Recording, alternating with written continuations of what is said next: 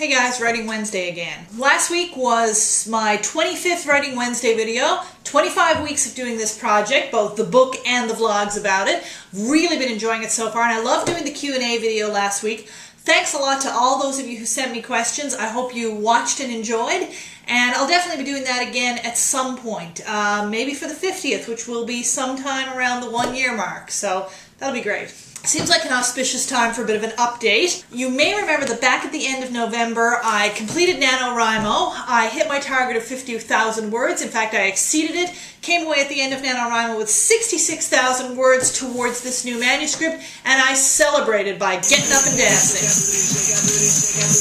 Yeah, I'm sure none of us will ever forget that traumatic moment.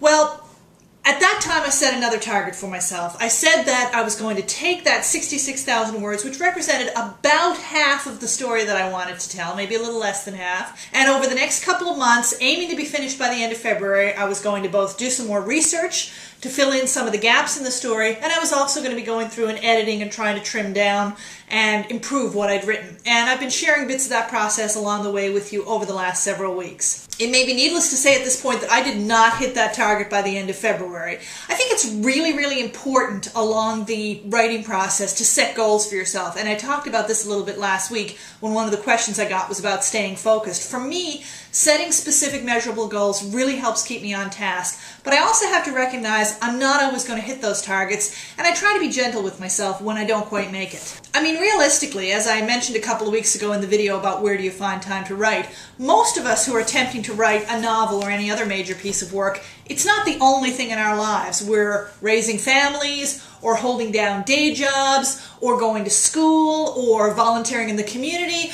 or doing other writing work that actually pays bills. Whatever it is, there's very few people who have the luxury of just sitting down and having nothing in their lives to do except write a novel. If you're one of those people, fantastic for you and I envy your life, but really for most of us, you set targets, you do your best to meet them, and you recognize that sometimes life gets in the way. So for me now, I'm very happy to report that though I didn't hit my target by the end of February, I did hit it by the end of March. We're just wrapping up March now, and I have finished going through every page of what I wrote in the month of November.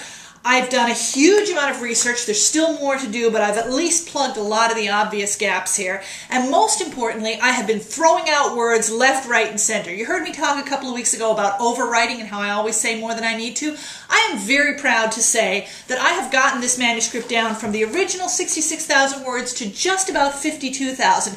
That means, yes, I've ditched 14,000 completely unnecessary words. And that was everything from throwing out a couple of complete chapters to trimming down parts of sentences just to make them tighter and more effective. I kind of feel when I start editing that there should be a reverse NaNoWriMo, that just as I'm building up my word count during November, I should be getting some kind of rewards for decreasing my word count as I go on, for tightening up my manuscript and making it better and stronger.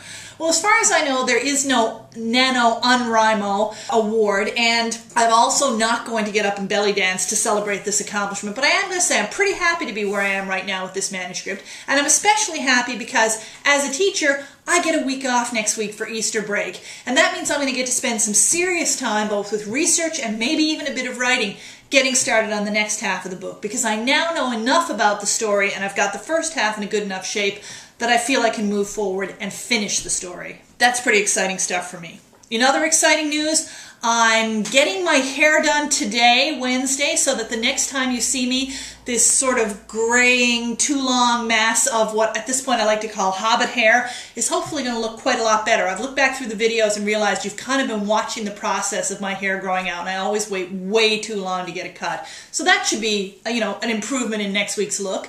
On top of that, before you get next week's Writing Wednesday video, you're also going to get the month-end video for March, in which I review the books I've read during the month. Not as many as I usually do. March is my month of nonfiction, and I kind of got stuck into one book this month that really put me behind on my reading schedule, and I'm still slogging through to finish it before the end of the month. It is a bit of a slog, but you'll hear all about that on the 31st when I'm back with a book review video.